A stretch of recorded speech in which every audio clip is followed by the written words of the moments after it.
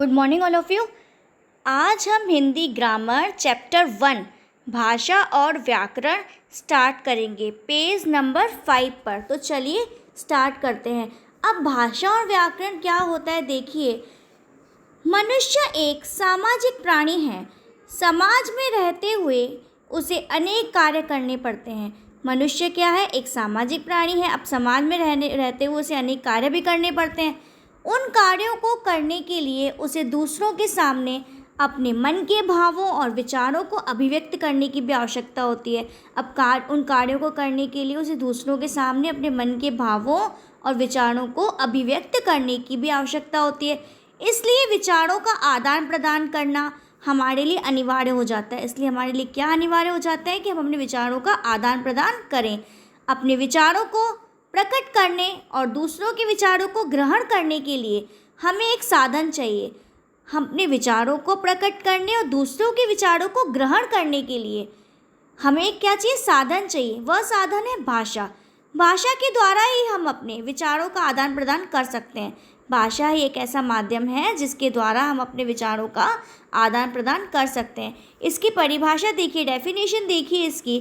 जिस साधन के द्वारा मनुष्य अपने मन के भावों और विचारों को स्पष्ट रूप से दूसरों के सामने प्रकट करता है तथा दूसरों के भावों और विचारों को स्वयं समझता और ग्रहण करता है, उसे क्या कहा जाता है? उसे भाषा कहा जाता है। इसके आगे देखिए भाषा के भेद। भाषा के भेद कौन कौन से होते हैं? मौखिक भाषा, लिखित भाषा और सांकेतिक भाषा।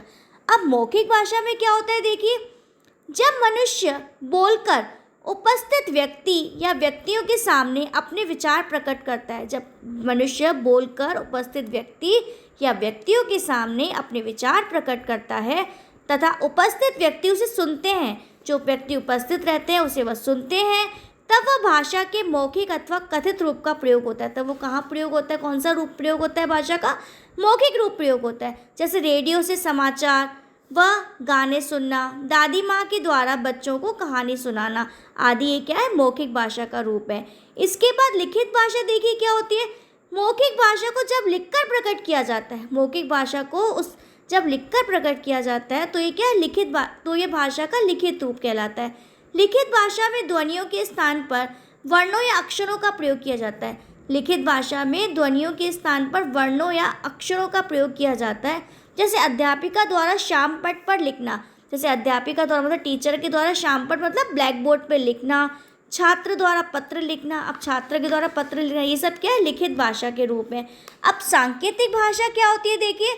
भाषा का वह रूप जिसके द्वारा व्यक्ति अपने विचारों और भावों को संकेतों अथवा इशारों के द्वारा व्यक्त करता है। मतलब भाषा का सांकेतिक भाषा वह रूप है जिसके द्वारा व्यक्ति अपने मन के भावों और विचारों को संकेतों या इशारों द्वारा व्यक्त करता है। वह सांकेतिक भाषा कहलाती है। जैसे ट्रैफिक पुलिस द्वारा हाथों से यातायात नियंत्रित करना, मूक बंदिरों द्वारा इशारों में की जाने वाली बातचीत आदि, ये क्या सब सांकेतिक भाषा का रूप है। भाषा के कौन कौन से 3 भेद होते हैं? मौखिक भाषा, लिखित भाषा और सांकेतिक भाषा। इसके आगे देखिए बोली। बोली क्या होती है? भाषा के क्षेत्र रूप को बोली कहते हैं। भाषा का जो क्षेत्रीय रूप होता है उसे क्या कहा जाता है? बोली कहा जाता है। बोली और भाषा में अंतर है। भाषा का क्षेत्र व्यापक होता है और बोली का क्षेत्र सीमित होता है। भाषा में मौखिक और लिखित रूप दोनों रूप होते हैं। भाषा में क्या होता है? लिखित और मौखिक दोनों रूप होते हैं।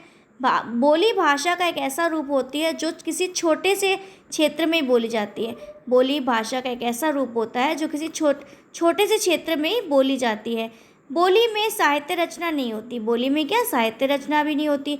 यह केवल भाषा की बोलचाल का ही रूप है। यह केवल भाषा की बोलचाल का ही रूप है। राजस्थानी, भोजपुरी, कन्नौजी, हरियाणवी, छत्तीसगढ़ी, अवधी, ये सब क्या है? बोलियां हैं।